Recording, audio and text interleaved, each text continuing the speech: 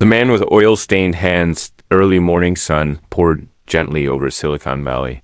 Golden light danced on the pavement outside a quiet coffee shop tucked between a bank and a tech plaza. Inside, the scent of roasted beans floated in the air. As tired workers lined up for their first caffeine hit, Sundar Pichai stood quietly near the back of the line, wearing a plain gray hoodie and old sneakers. He had come here alone, without his usual assistants or security. He liked these early walks, especially on days when his head felt heavy from decisions waiting at Google's Mountain View headquarters. Today. He needed peace, but fate had other plans. As he waited patiently, his eyes wandered to the corner booth where two men sat. One wore a perfectly ironed suit and an expensive watch that sparkled each time he raised his coffee cup. The other man slouched, with grease on his hands and a tear in his sleeve, looked out of place. Like a mechanic had accidentally wandered into a business meeting. The suited man's voice grew louder. "I told you to shut up and listen." "Tomas," he snapped, not caring who heard. "You don't speak in meetings. You're a technician, not a strategist. Know your place." Sundar blinked slowly. His fingers tightened around the paper cup he held. The name Tomas struck him. It sounded familiar, but he couldn't quite place it. "But sir," Tomas, softly. It was just a suggestion about the battery configuration. "It could double the range if—" "I don't care what you think," the CEO interrupted. "You work with wires and bolts. You don't have the brain for strategy." Tomas looked down, biting his lip, clearly humiliated. The whole shop fell into awkward silence, pretending not to hear, but their eyes betrayed them. Sundar watched closely. His eyes scanned Tomas. His hands were cracked from long hours. His boots were worn. But there was something else in his eyes, pain. Yes, but also fire. Like he'd been holding on to a dream too long to let it die now. Sundar looked at the CEO again, who now laughed and waved a dismissive hand. "You should be lucky I even brought you to this meeting. Don't ruin my reputation by pretending. You're someone important." Tomas didn't respond. He just stood up and quietly walked toward the door. That's when Sundar moved as Tomas passed him. Sundar gently tapped his shoulder. "Excuse me," he said. "Do you work at Tesla?" Tomas paused, surprised. "Yes, I'm a battery engineer. At least you were?" Sundar asked, raising an eyebrow. "They're probably going to fire me," Tomas said, voice low. "It's been happening to guys like me, the ones who speak up. They call it restructuring, but we know what it is." Sundar looked down at Tomas's name badge clipped to his belt. His heart thumped. He remembered now. A young intern, years ago, had written to him. Someone from a community college in East Oakland, who had rebuilt an entire electric scooter from scrap and sent Sundar a thank you email for inspiring him. Tomas. It was him, but Tomas clearly didn't recognize Sundar in his hoodie. He said, "Something about a battery configuration," Sundar said calmly. "What exactly was your idea?" Tomas looked at him, confused by the stranger's curiosity. But the question had been asked with genuine interest, not mockery. And so, quietly, nervously, Tomas explained. He spoke of a new arrangement of battery, CELLS, that used a different type of thermal channeling. He tested it after hours, using his own savings to buy supplies. His eyes lit up as he described the numbers, the simulation results, and how this could change electric vehicles forever. By the time he finished, Sundar was silent. Not because he didn't understand, but because he was in awe. "That's brilliant," Sundar said. Tomas laughed bitterly. "Try telling that to my boss." Just then, the CEO walked past them, tossing his half-empty coffee in the trash. He glanced at Sundar and snorted. "I hope he's not bothering you." Sundar looked at the man squarely. "He's not. In fact, he just taught me something new." The CEO raised an eyebrow. "You an engineer too?" "Something like that," Sundar replied with a faint smile. The man scoffed and walked away. Tomas turned to Sundar. "Thanks for listening." "Not many do." Sundar reached into his hoodie pocket, pulled out a small notebook, and scribbled something. He tore the page and handed it to Tomas. Call this number tomorrow, Sundar said. Say he spoke with me. Tomas looked down. There was no name, just a number and a note. Opportunity starts with belief. He blinked. Are you serious? Dead. Serious, Sundar replied as Tomas stepped out into the sunlight. Something shifted in him. Hope, tiny and trembling dash stirred Dot, but he had no idea what was coming. Because that evening, Sundar Pichai walked into his office, made a few calls, and changed the course of one man's future forever. And by the next day, the world would start. Watching. Asterisk the unexpected invitation the next morning. Tomas woke up before sunrise. He had barely slept the night before. The small apartment he lived in above a laundromat still smelled of engine oil and cheap ramen. Tools lay scattered across the floor, and old schematics were pinned to the peeling walls, sketches of batteries, circuitry, and untested dreams. He sat at the edge of his worn mattress, staring at the torn piece of paper in his hand. The number. And below it, the words, opportunity starts with belief. Tomas had stared at that line all night, replaying yesterday's events again and again. The man in the hoodie, kind eyes, patient voice, someone who had actually listened, someone who had seemed to understand, but who was he? His gut told him there was more to that man than he had let on. But still, it could have just been a kind stranger, nothing more. And yet, something inside Tomas refused to let this go. He looked at the clock. 6:48 a.m. His fingers hovered over the keypad. His heart thudded loudly as he pressed each digit. The line rang once, twice. Then a calm voice answered. Good morning.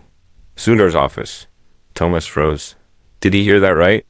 He tried to speak, but his throat was dry. I was told to call this number, he said slowly. I met someone yesterday. He gave me this number and told me to call today. Your name, please? The assistant asked. Tomas Castillo, he replied nervously. There was a pause. Then the voice softened. Yes, our Castillo. Our pichai is expecting your call. Tomas nearly dropped the phone. Please hold, the assistant said. His mind reeled. Our Pichai? Was that really Sundar Pichai he had met? The CEO of Google, the man whose journey from a modest background to Silicon Valley titan had inspired millions. But why would someone like him stop to speak with a nobody like Tomas? A soft click interrupted his racing thoughts. Then, the familiar voice returned. Tomas. Came Sundar's voice, calm and steady. Thank you for calling. Tomas's voice shook. Sir, I didn't know it was you yesterday. I'm sorry. If you don't need to apologize for not recognizing me, Sundar said gently. I didn't exactly introduce myself. Tomas took a deep breath. I wasn't expecting any of this. I thought maybe you were just being polite. Tomas, do you know why I stopped you yesterday? Sundar asked. Because I looked pathetic? Tomas said with a nervous laugh. No, Sundar replied, his tone steady. Because I saw someone who reminded me of myself. Someone who had something important to say, but no one was willing to listen. Tomas's chest tightened. I've reviewed your battery concept, Sundar continued. It has flaws, but it also has brilliance. You saw something others missed. That's rare, and it's valuable. You reviewed it? Tomas repeated, stunned. But how? You told me enough yesterday to start digging. And my team ran a simulation overnight. The results were very interesting. Tomas sat down on the floor, overwhelmed. So here's what I want to do, Sundar said. I want to invite you to our innovation lab just for a day. No pressure. Just come and talk to some of my engineers. See what we see. Tomas blinked hard. Me? Visit Google? Not as a visitor, Sundar corrected. As a thinker. A problem solver. The silence on the line felt thick with disbelief. You don't owe me anything, sir, Tomas whispered. I'm just a mechanic who got lucky enough to sit at the wrong table. You're more than that, Sundar said, firmly. And you didn't sit at the wrong table, you were just surrounded by the wrong people. Tomas covered his mouth to stop himself from crying. He hadn't heard words like that in a long time. They arranged the visit for the following Monday. Sundar told him to dress however he felt comfortable and not to worry about titles, resumes, or suits. Just bring yourself. He said, "That's enough." As the call ended, Tomas sat on the floor for a long time, staring at the tiny window in his apartment. The sun was now fully up, bathing the room in soft gold dot, and for the first time in years, he felt something inside him rising, something he'd almost forgotten. Dignity. Monday arrived like a quiet storm. Tomas stood at the gates of Google's campus, still in disbelief that this was real. He had chosen his cleanest shirt, an old button-down with sleeves too short, and ironed jeans. He didn't own a blazer, and his shoes still had scuff marks. But he stood tall. An assistant greeted him with a warm smile and led him through winding corridors, past rooms filled with screens and people typing furiously, through gardens and cafes and curious robot arms sorting mail.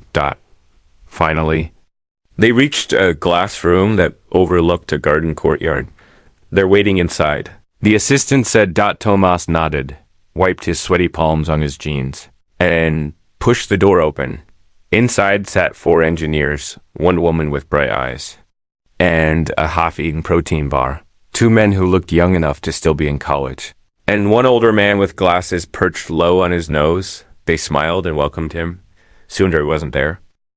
Instead, Tomas was asked to sit and explain his idea again from scratch, the same way he had done to his old CEO, but this time without fear. As he spoke, something strange happened. No one interrupted him. No one rolled their eyes. They listened, and they asked questions, deep questions. They challenged his thinking, helped him tweak parts, and showed him tools he'd never used before. They debated respectfully and encouraged him to speak more. And Tomas came alive. Hours passed like minutes by. The end of the day, one of the engineers said quietly, "You belong in this room, Tomas." Tomas looked down, swallowing emotion. "Thank you," he whispered. As he left the building. Sundar was waiting for him outside under a jacaranda tree, sipping tea from a paper cup. "How did it go?" he asked. Tomas smiled. "Like breathing." "Again, sir." Sundar smiled back. "You don't have to call me sir," Tomas chuckled. "I don't know what to call you, honestly."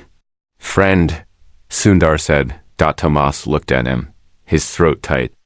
"No one's ever done this for me before." "You did it for yourself," Sundar said. "I just opened a door. You walked through." But just as the sun began to set, Sundar's expression turned thoughtful. "There's something else I need to tell you," he said. "What is it?" Tomas asked. "Someone saw us talking at the coffee shop last week," Sundar said, "and it caused a reaction. Your old boss. He made some calls." Tomas felt a chill crawl up his spine. "Calls to who?" Sundar's voice lowered. "To people in the press. He's trying to discredit you before you get any attention." Tomas's heart sank. "But why?" "Because you scared him," Sundar said. "Because he knows you have something he doesn't." Tomas clenched his fists. "So, what do I do?" Sundar looked him in the eye. "You let the truth speak louder than his lies." And in that moment, Tomas understood this wasn't just about technology anymore. It was about character. About rising, not just above rejection, but above revenge. But as they walked back into the building, neither of them knew that a hidden camera video from that coffee shop was already going viral. A video that showed everything. And the internet was about to take sides. Asterisk. The world starts watching next morning. Tomas Castillo's world shifted. In a way he could never have imagined. His phone buzzed endlessly on the nightstand, lighting up the dark room with a flood of notifications. Dozens of missed calls. Hundreds of texts. His email inbox was exploding. He rubbed his eyes, disoriented, unsure if it was some kind of glitch. But then he opened his messages and saw the link. It was a video. Shaky. Handheld recording taken from across the cafe where he'd met Sundar Pichai for the first time. The video started just as the suited CEO began berating him in public. It captured everything, the insults, the humiliation, and finally, the moment Sundar stepped in and spoke to Tomas like a human being, like an equal. Tomas, single quotes, his heart pounded. He clicked on the headline above the video. Tesla employee humiliated by CEO rescued by kind stranger who turned out to be Google's Sundar Pichai. His jaw dropped. The comments section below the video was a wildfire. People from all over the world were reacting. This broke my heart. No one deserves to be treated like that. Mad respect for Sundar. Class act. Who is Tomas? Someone give this man a platform. Tomas stared in disbelief. His life had been invisible for so long that he didn't know how to process being seen. He rushed to the kitchen, made a cup of coffee with trembling hands, and sat down at his small table. The video had already crossed over 5 million views overnight. Social media was flooded with hashtags. Hashtag respect Tomas, hashtag humility matters, hashtag pick his ears, hashtag bullied by the boss, hashtag let engineers lead. His phone rang again. This time, it was his cousin in Argentina, Tomas. The voice came through, excited and breathless. You're famous. Mama saw your face on the news. They're playing it in Buenos Aires. Tomas laughed nervously, still trying to breathe. I don't know what's happening. What's happening? His cousin said. Is the world finally sees your worth? But as the call ended, another notification buzzed through. This one cold and calculated. An email from Tesla HR. His hand shook as he opened it. Effective immediately. Your position at Tesla is suspended pending internal review for unauthorized testing and misconduct. You are not to return to company premises. Tomas stared at the screen, the words blurring together. Suspended. After everything. After the humiliation, after the breakthroughs, after the video, this was their response. His chest tightened. The air felt thin in the room. A knock came at the door. Tomas stood up slowly, his legs weak. When he opened it, a courier handed him a sealed envelope. Inside was a termination notice. No warning, no meeting, just a cold signature. At the bottom, and a list of alleged violations that sounded like they had been crafted in panic. He sat down at the table, the letter shaking in his hands. It was like the walls of his world were caving in all over again. One part of him said, you should have known this would happen. Another part screamed, you didn't deserve this. He stared at the coffee in his mug, now gone cold. His thoughts spiraled. He had worked hard, quietly, for years. He'd never taken shortcuts. He stayed late, gave extra, respected everyone. And now, discarded like trash. He pulled out his phone and texted Sundar, though he hesitated before pressing send. They fired me. Seconds later, the reply came back. I'm coming over. 30 minutes later, Sundar walked into Tomas's apartment. No security, no fanfare. Just a man with thoughtful eyes and a calm presence. He looked around the modest space, at the toolboxes and blueprints scattered like breadcrumbs of a forgotten dream. Tomas held out the letters silently. Sundar read it. Slowly, expression unreadable. They were afraid, Sundar said after a pause. Afraid that someone they tried to silence became louder than them without even trying. Tomas looked at him. I don't want revenge, sir. I want respect. I just wanted a chance to build something meaningful. And he still will, Sundar said firmly. But who's going to hire me now? Tomas asked. Every company will see this as a controversy. Sundar smiled faintly. Not if you change the narrative? How? By telling your side, he said. You didn't record that video. You didn't leak it. You didn't ask for the attention. That matters. People will listen. But I'm not good with interviews. I'm not polished. I'm not. You are enough? Sundar interrupted, gently but firmly. Let's start there. 2 days later, Tomas sat nervously in a small studio. A respected journalist from a major news outlet had reached out after seeing the video. Sundar's office arranged everything. The lights were hot. The cameras felt too close. But when the journalist asked the first question, everything inside Tomas felt quiet. Who are you? And Tomas told them. He told them about being raised by a single mother who cleaned hospital rooms. About how he used to take apart broken toys and fix them for the neighborhood kids.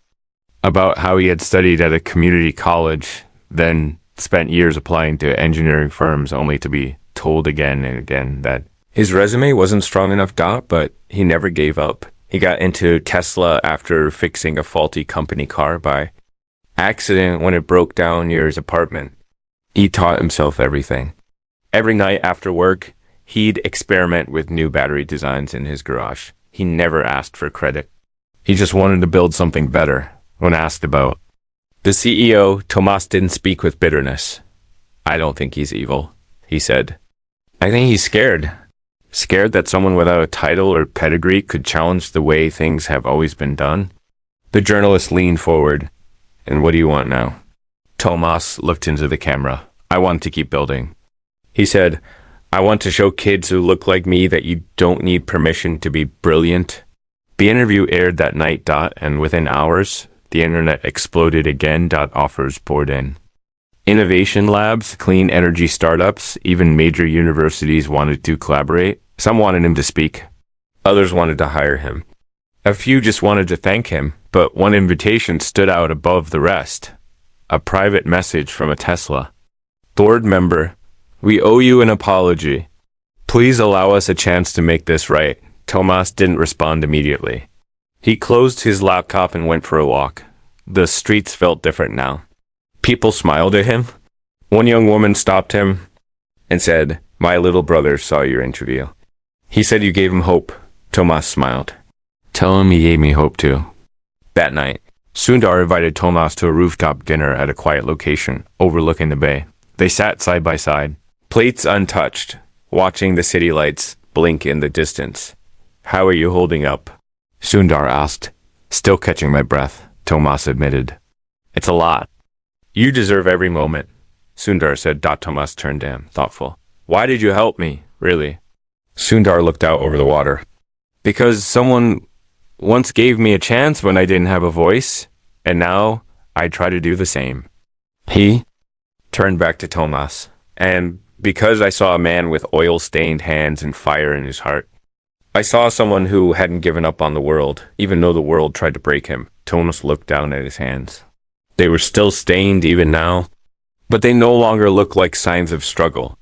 They looked like symbols of pride. Sundar leaned back in his chair. We're not done, by the way. Tomas raised an eyebrow. What do you mean? I have a plan, Sundar said. A plan for what? To build something together. Something the world hasn't seen yet. Something that puts people like you in charge of innovation. Tomas's eyes widened. Asterisk.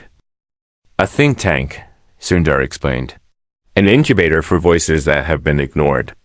Engineers, designers, inventors from humble beginnings.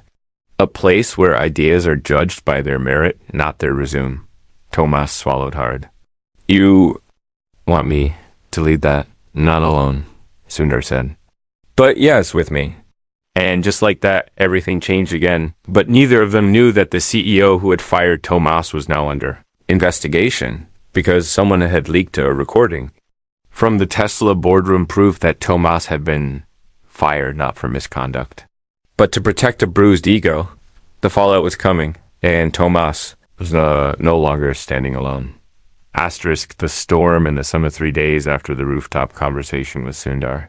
The internet delivered its next earthquake. Tomas was sitting in a sunlit co-working space, one of Google's quiet satellite offices, reviewing notes from his new project proposal when the first news alert came through. At first, it looked like clickbait, a flashy headline buried in an ocean of online noise.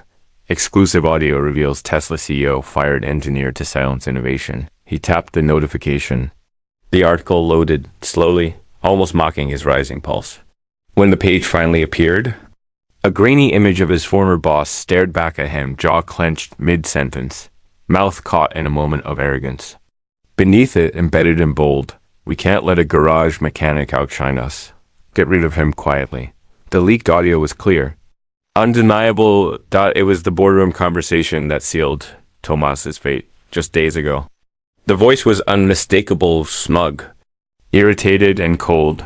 No concern for Tomas's idea. No review of the work. Just fear. Fear of embarrassment. Fear of disruption. Tomas listened to the clip 3 times in a row, each time sinking deeper into the weight of it. It wasn't just confirmation, it was a wound reopened. He wasn't fired because of a misunderstanding. He was fired because he dared to think. Within hours, major news outlets picked it up. Tech blogs, financial pages, podcasts, even late night talk shows. Suddenly, the narrative wasn't just about a bullied worker and a kind billionaire. It was about a broken system, and Tomas, whether he wanted it or not, had become exsymbol. By noon. Reporters were outside his apartment. By evening. Protests had formed outside Tesla's San Jose campus. And by nightfall, Tesla's board had issued a statement. We deeply regret the mishandling of internal decisions regarding Mr. Castillo. An internal investigation has been launched and the executive in question has been placed on indefinite leave. It was carefully worded, full of corporate caution, but the world had already made up its mind. Tomas, meanwhile, remained quiet. He stayed inside for most of that day. Not because he was afraid, but because he needed to process everything. His phone buzzed endlessly. Offers, congratulations, interviews, collaborations. Some messages from former coworkers. Even the cafeteria staff from Tesla sent him a group selfie with signs that read, "We believe you, Tomas." He smiled at that. But beneath the joy was something heavier. Responsibility. He sat down at his cluttered desk, surrounded by half-sketched blueprints, loose wires, and books he never finished. He picked up a photograph of his mother, young and strong, holding a wrench in one hand and hugging him with the other. "What do I do now, Mama?" He whispered. His thoughts were interrupted by a soft knock at the door. When he opened it, Sundar stood there again, but this time he wasn't alone. Two others joined him. One was a woman in her 40s with short hair and sharp eyes. The other was an older man in a wheelchair with a voice so calm it felt like silk. "Tomas," Sundar said gently, "I'd like you to meet the first two advisors for our new innovation collective." The woman extended her hand. "Kira Wells, ex-NASA. I've seen your designs. They remind me of Mars rovers." The man smiled. "Michael Yu, retired military engineer. Sundar says you've got a head full of stars." Tomas blinked, caught off guard. "You want me to work with them?" "No," Sundar said, smiling. "We want you to lead them." 2 weeks later, the first gathering of the collective began. It wasn't held in a fancy hotel ballroom or sterile corporate boardroom. Instead, Sundar chose a disused aircraft hangar near the edge of the bay, a place once filled with flight dreams, now repurposed for minds like Tomas's. Inside, they set up rows of long wooden tables, whiteboards on wheels, piles of scrap metal, old laptops, and an abundance of coffee. Banners on the wall read, "Thinkers, tinkerers, world builders." People began to arrive: engineers from rural India, self-taught coders from Detroit, a wheelchair-bound inventor from Nigeria, a climate scientist from the Philippines. Some spoke softly, others not at all. Most wore clothes that had seen better days. But all of them had one thing in common. They had been overlooked, ignored, or underestimated, and now they had been chosen. Tomas stood nervously at the front of the room. Sundar had asked him to give the opening speech. He wasn't sure he was ready, but he stepped forward. Anyway, he cleared his throat. "My name is Tomas Castillo," he said, voice shaking slightly. "I used to be called a technician, a mechanic, someone who shouldn't speak in meetings." He paused, looked at each of their faces, but now I realize the world doesn't change because of who's in the room. It changes because of who gets heard. His voice grew steadier, and we're here to make sure no one ever tells us to stay silent again. The room burst into applause, not loud and forced, but warm, sincere, like a family being formed in real time over the next few days. The hangar became a hive of ideas. Teams formed. Some worked on clean water solutions. Others explored low-cost battery systems. A group of 3 began developing a solar-powered wheelchair for off-road use. Laughter echoed through the walls. Tools clanged. Mistakes were made, celebrated, and fixed. And Tomas? He moved from table to table, mentoring, brainstorming, helping people believe in their own brilliance. He still wore his oil-stained boots, still took apart things just to understand how they worked.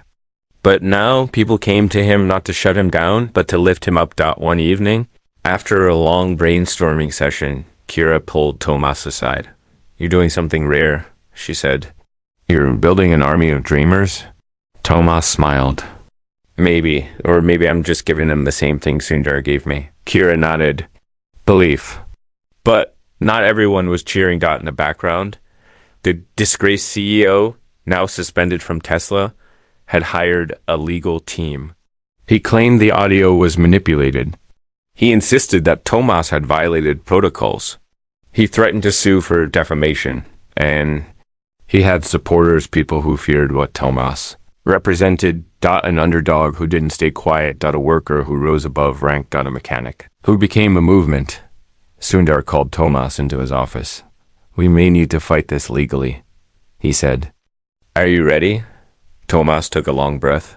"I'm not afraid of him anymore, but I don't want to be consumed by this. I want to build, not battle." Sundar nodded thoughtfully. "Then let's make your work so loud that no one hears his noise." And so they did. On a rainy Tuesday, Tomas and his team unveiled their first prototype, a compact, ultra-efficient battery system made with recycled components. Lightweight, powerful, and low cost. They called it Ember. It was designed to power homes in remote regions using solar panels the size of a backpack. It charged quickly, lasted for days, and could be assembled without expensive tools. When they demonstrated Ember Leave on a global webcast, the audience peaked at over 12 million viewers. The internet cheered. Countries requested partnerships. Nonprofits reached out. And for the first time, investors started backing innovation born outside the ivory towers. But as Ember gained attention, so did the pressure behind the scenes. Tomas's former CEO prepared a legal move. A cease and desist letter arrived. They claimed Ember's concepts had originated at Tesla, and since Tomas was an employee at the time, the idea legally belonged to them. Tomas read the letter in silence. His face blanked. Then he smiled and walked calmly into the conference room where his team waited. "They're trying to take Ember," he said. The room gasped. But Tomas raised a hand. "Let them try." "But how can they claim your idea?" Kira asked.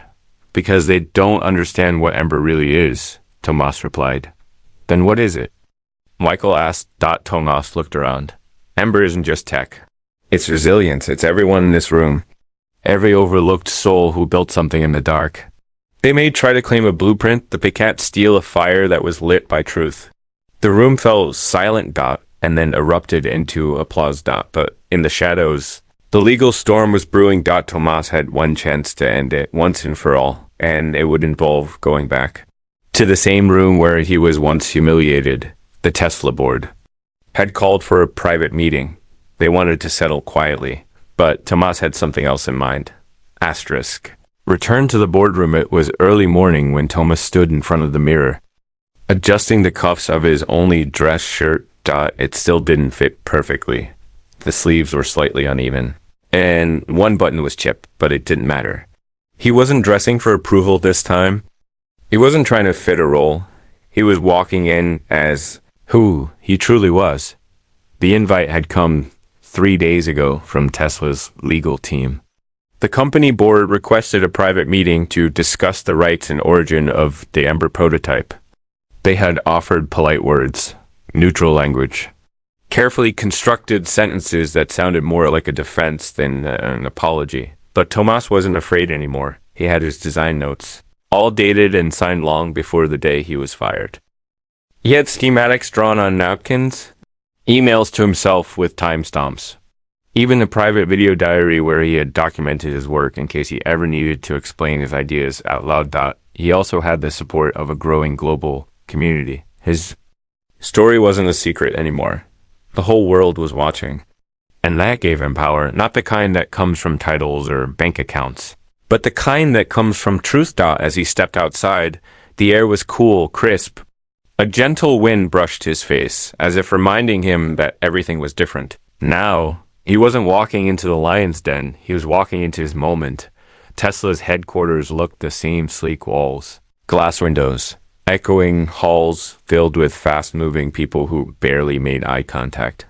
But the energy around Tomas was entirely different this time. People paused as he passed. Some nodded silently. A few even whispered his name. "That's him," one said. "The battery guy." Tomas reached the executive floor, where a woman from legal met him. She offered a stiff smile and motioned for him to follow. No security escort this time. No badge scanning. No condescending stares. She led him into the boardroom, and just like that, he was backed up the same polished table. The same black leather chairs. The same view of the city skyline. But this time, he wasn't standing alone at the end of the table, waiting to be dismissed. He was invited. Across from him sat 7 board members. 2 were familiar. The rest he didn't recognize.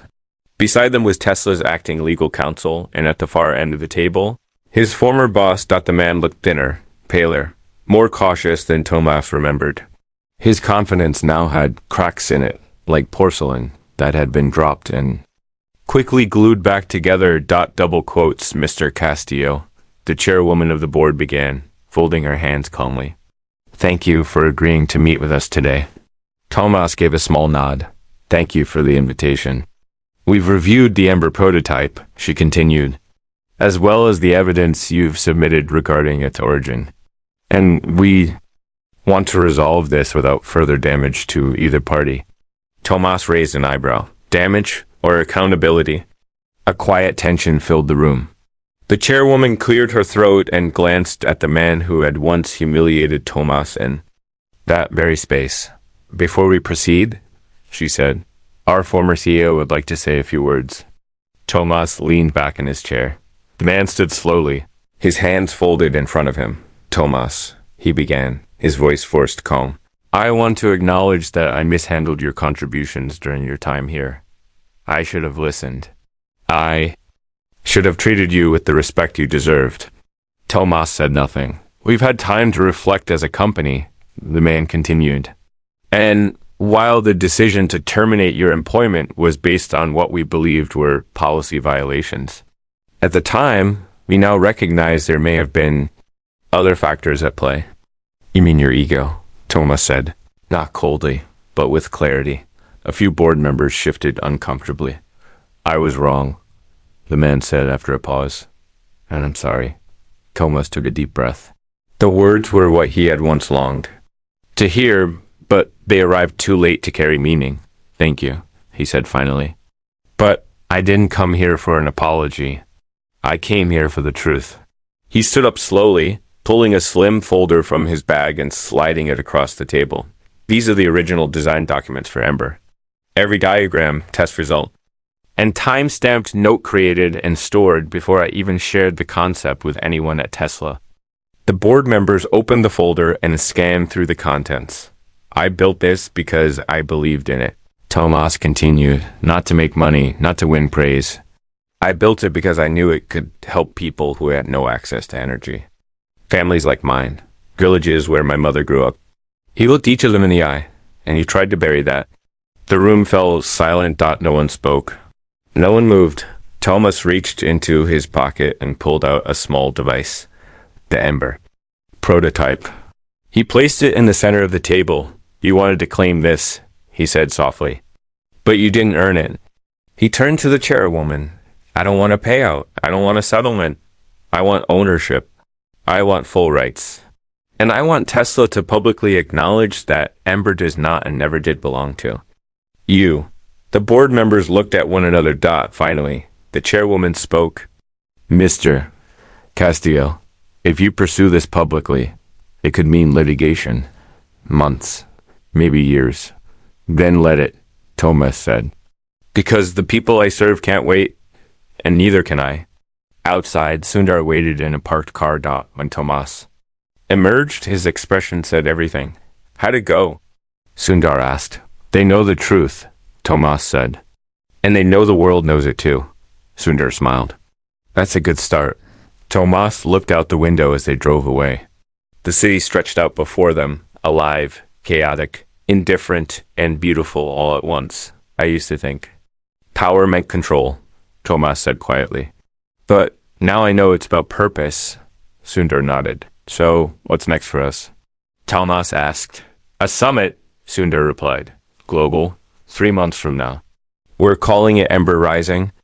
Tomas's eyebrows lifted. Inventors, thinkers, all coming together, Sundar said. To build real solutions for real people. Tomas sat back, his mind spinning.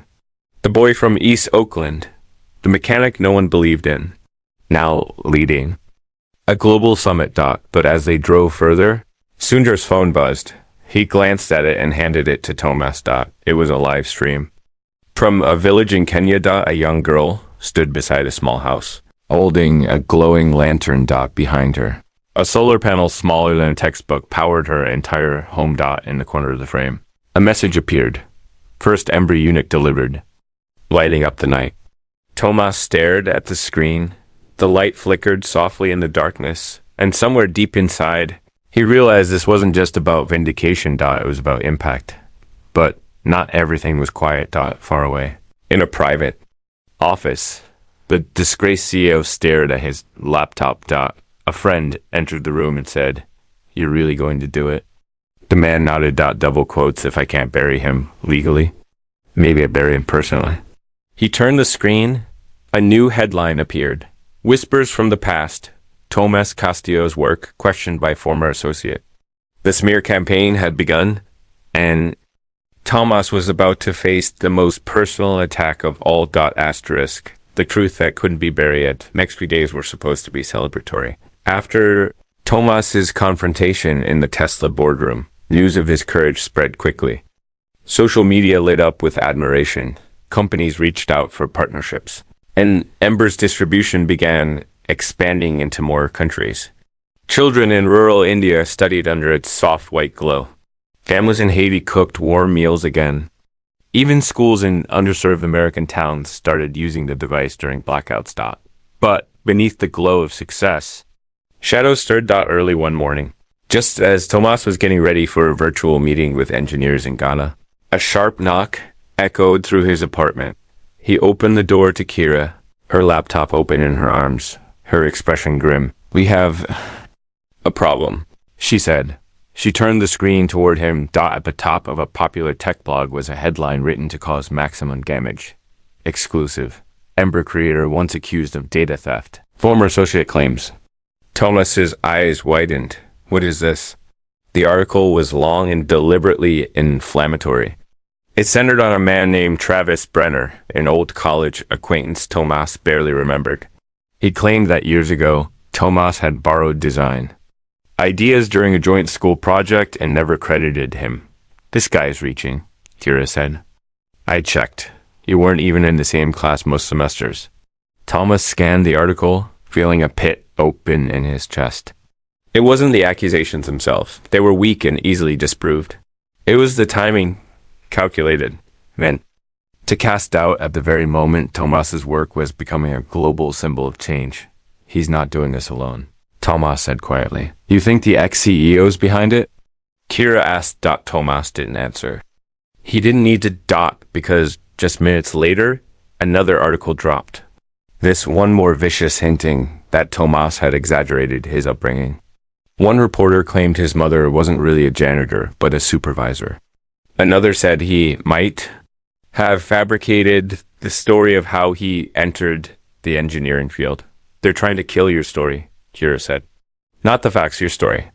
Tomas sat down slowly, rubbing his temples. He knew how narratives worked.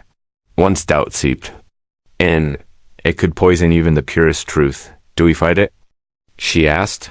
No, he said after a long pause. We prove it wrong not with press releases, but with proof.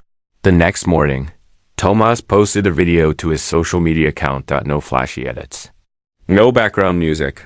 Just him, sitting in the same small kitchen where he had soldered the first ember. Prototype by hand, his voice was calm but steady. My name is Tomas Castillo, he began. Some people are saying I don't deserve what's happening. That I lied, that I stole. That I built Ember by standing on someone else's shoulders without saying thank you. He looked straight into the camera. I want to tell you the truth. And then, for the next 20 minutes, Tomas took people into his past. He pulled out old notebooks with faded sketches, journals from his college days with margins full of ideas, emails sent to his professors, footage from an old camcorder showing his mother in her janitor's uniform, fixing their leaking kitchen sink while he tried to wire a light fixture using a car battery. He didn't cry. He didn't defend. He just shared.